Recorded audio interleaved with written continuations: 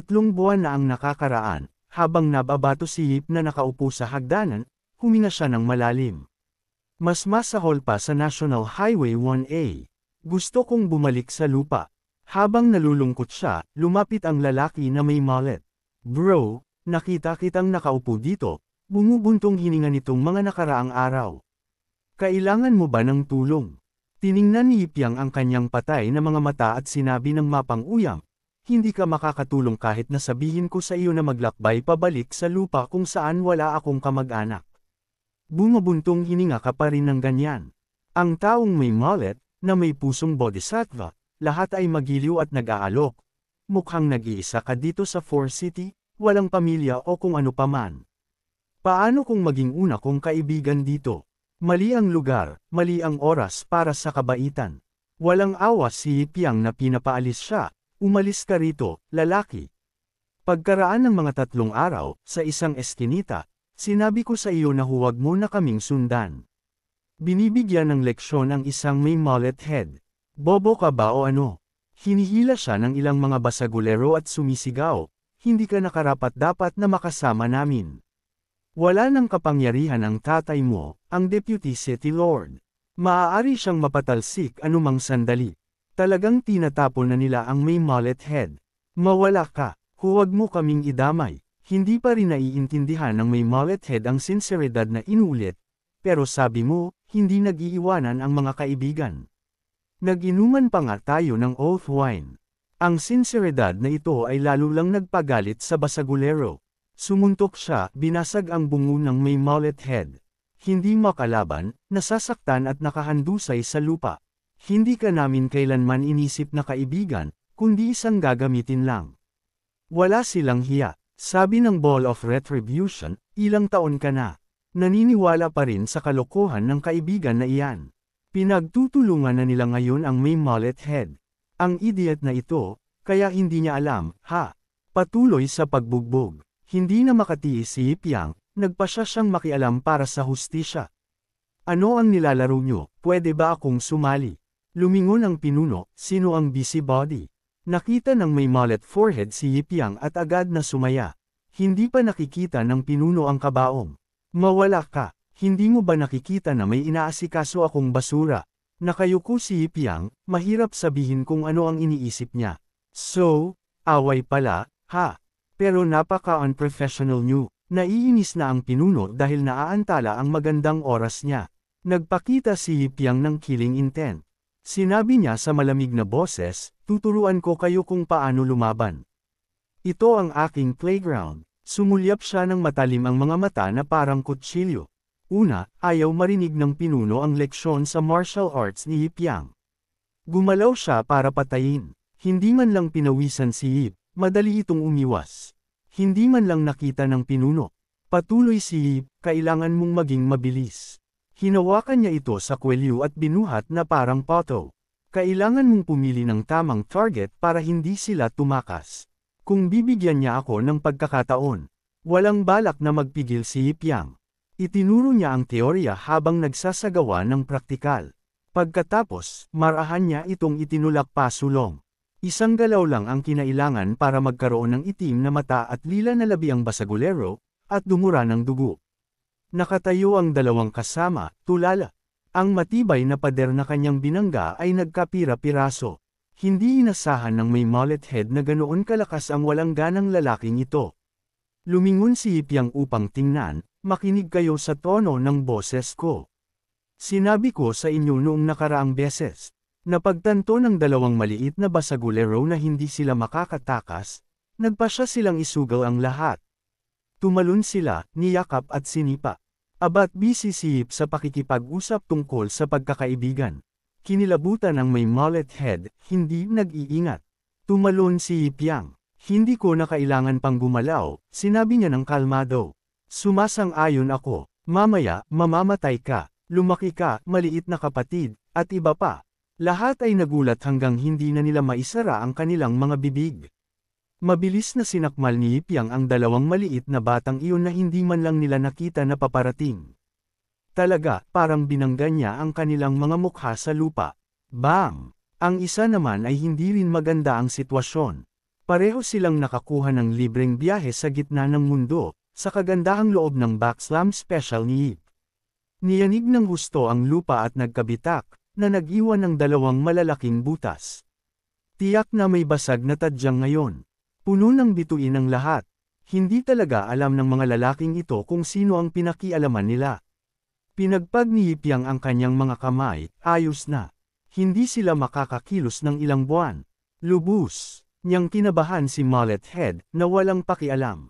Nagtanong siya ng isang pino na interes, "Hoy, bro, mayroon ka bang magandang nobela na irerekomenda? Medyo spicy. Alam kong lahat tayo ay horn dogs dito. Naiintindihan mo ako. Makikita mo nga sa lalaking ito." Nagulantang sa iyak si Mullet Head, puro sipon at luha kung saan-saan. Sa wakas, may totoong kaibigan na si Mullet Head. Sumakay si Yip Yang at ang dalawa niyang disipulo sa kanilang karwahe sa kabila ng malaking karagatan.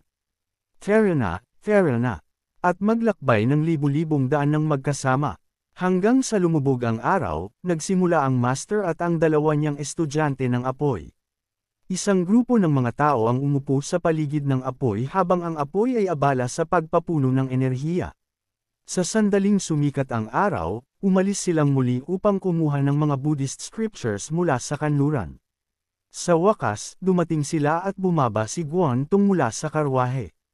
Nakatingin sa hindi pamilyar na lugar sa harap niya, mabilis siyang nagtanong, "Hindi ito mukhang Yan City, hindi ba?"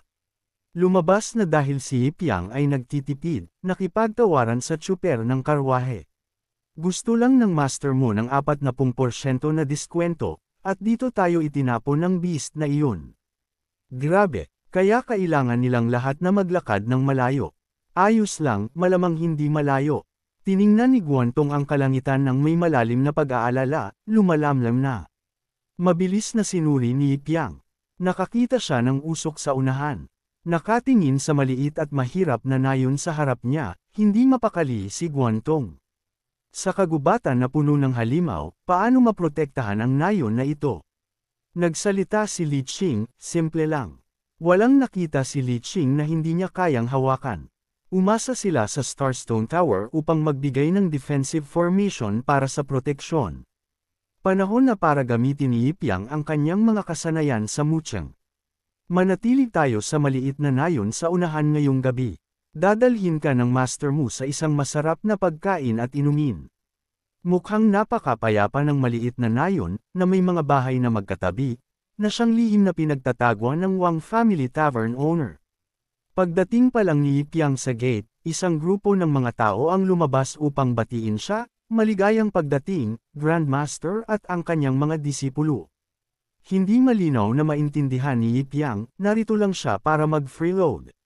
Masaya ang mukha ng namumuno na boss at tuwang-tuwang sinabi, "Sa wakas narito ka." Kamakailan, biglang dumami ang mga halimaw sa paligid ng nayon. Buti na lang, dumating ka sa tamang oras. Hindi na matiis ni Yip at Blanco siyang nagtanong, "Anong Grandmaster?" Sumagot ang boss, "Syempre, ito ang sikat sa buong mundo na Demon Extermination Sword Sect Grandmaster. Siguro napagod ka sa daan dito. Magkape muna kayo at kumain bago tayo mag-usap tungkol sa Demon Extermination." Hindi nilayo ni Yip Yang na tanggapin ang titulo at sinabi, "Hindi ko alam ang anumang Demon Extermination Grandmaster. Hindi problema para sa akin. Magtatrabaho ako para sa iyo pagkatapos kong busog." Dahil alam na ang mga tao sa harap nila ay hindi mga disipulo ng Grandmaster, nagbago ang mukha ng boss. Hindi sila ang mga tao mula sa Grandmaster. Idinagdag ng isang lingkod, "Mukhang napakahina ng taong ito.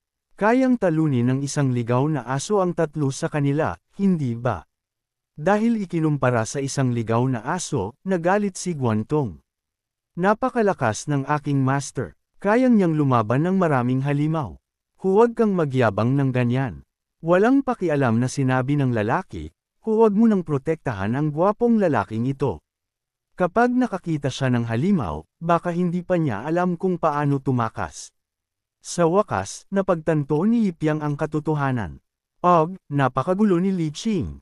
Nakita ng matabang boss na walang silbi ang mga lalaking ito at pinaalis sila. "Kung wala kang halaga, umalis ka sa nayon ko. Isang grupo ng mga tao na may mga sickle at hoe ang sumugod. Mawala kayo. Umalis kayo sa aming teritoryo. Nang lumalala ang sitwasyon, isang malalim na boses ang umalangaw, ano sa tingin mo ang ginagawa mo? Hindi kailanman nagpaalis ng mga bisita sa kagubatan ang Wang Family Village bago lumubog ang araw. Mananatili sila. Namula sa galit ang matabang boss. Matandang village chief, ikaw na walang silbi. Hirap na nga nating buhayin ang sarili natin, paano pa natin kaya pang-alagaan ang mga walang silbi na tagalabas na ito? Ang village chief, may mga basahan at lahat, ay nakakagulat na astig. Maaaring ikaw ang namumuno ngayon, pero ako ang pinakamatanda sa angkan na ito. Ang salita ko ang batas pagdating sa pagiging mapagpatuloy. Pagkatapos, malamig siyang nagutos, umalis ka. Ako ang bahala dito. Mapait ang matabang boss. Huwag mong kalimutan kung sino ang nagpo-protekta sa nayon na ito ngayon. Galitin mo ako at umalis ka. Pinagpag siya ng village chief. Mabait siyang sinabi, aking tatlong panauhin, pakiusap, sumunod kayo sa akin. Nagmasid si Yipyang saglit at napansin na may kakaiba. Ang matandang nayon ay parang hindi naayos sa loob ng maraming taon at hindi rin mukhang maraming tao ang naninirahan dito. Idinagdag para sa diin, disipulo. Bukod pa rito, hindi rin iniisip ni Master na tapat ang matanda. Hoy, nakuha mo ako, binata. Bumantong hininga ang matanda. Orihinal, ang nayon na ito ay mayroon lamang ilang matanda at mahina, ngunit kamakailan ay natuklasan ang isang spirit stone mine sa malapit. Nakita ng ilang sakam na tao ang pagkakataon at bumalik sa nayon, at dumating din ang isang toneladang outsiders. Sa wakas ay naintindihan ni Yipyang. Sinundan niya ang matanda. Ganoon pala. Dinala ng matanda ang tatlo sa isang sira-sirang barong-barong, tamang-tama para sa hapunan. Sa loob ng mainit na kusina ay may dalawang maliliit na bata. Kinamayan kayo ng chef. Nakita ng tatlo ang pagkain at dinumog ito. Mabait na ngumiti ang matanda, ito ay isang maliit na bagay mula sa aming tahanan. Sana hindi ninyo mamasamain ang aming mahirap na handog. Mamasamain, biro mo ba ako? Ang hapunan na ito ay dumating sa perpektong oras. Kinain ni Yipyang ang bawat piraso. Patuloy na gumawa ng kakaibang bagay si Lu Qing. Si Guantong at ang maliit na babae ay naglalaro ng soap bubbles. Sa ibabaw, mukhang napakapayapa ng nayon, naisip ni Yipyang. Oo, sigurado akong may nagpaplano ng kung anuman. Ngayong gabi ang gabi na sasakop tayo sa Wang Family Village. Nagawa na namin ang aming intel. Walang mga spirit realm experts doon. Perpekto, magpapanggap tayo bilang isang tipikal na demon invasion. Patayin ang lahat at kunin muli ang lihim ng ating angkan ng walang anumang pagtutol. Hating gabi, dumating ang sakuna. Biglang sumabog ang pinakamataas na poste sa nayon. Ito ang Spirit Stone support pillar ng nayon. Boom! Agad na nagkapira-piraso ang mahahalagang Spirit Stones. Namutla ang mukha ng mga taga-nayon, wala na tayo. Takot na takot ang matabang boss, namumula ang kanyang mukha. Sirang-sira na ang Spirit Barrier. Tapos na tayo. Nakita ng isang grupo ng mga tao ang panganib at mabilis na tumakas. Ang pananatili sa nayon na ito ay hatol ng kamatayan. Takbo, hayaan na lang ang mga matatanda, mahihina, at may sakit ang bahala sa kanilang sarili. Hindi sana natin kinuha ang mga walang silbi na tagalabas na iyon. Patay na tayo, dapat lang sa mga taong iyon na kinagat ang kamay na nagpakain sa kanila. Lahat, itapon ang mga gamit at tumakbo. Alam ng village chief na hindi niya pwedeng iwanan ang nayon. Umalis na silang lahat. Kami na lang ngayon. Lahat pumunta sa Ancestral Hall at magtago. Sana protektahan tayo ng ating mga ninuno. Nag-alala ang maliit na chef sa grupo ni Yipyang. Village Chief, hahanapin ko ang tatlong iyon at papatakasin ko rin sila. Bumantong hininga ang isang matandang babae, siguro tumakas na sila, hindi ba? Hindi sila sinisi ng Village Chief. Mabuti, bata pa sila, hindi nila kailangan dito na naghihintay na mamatay. Lahat, sa Ancestral Hall.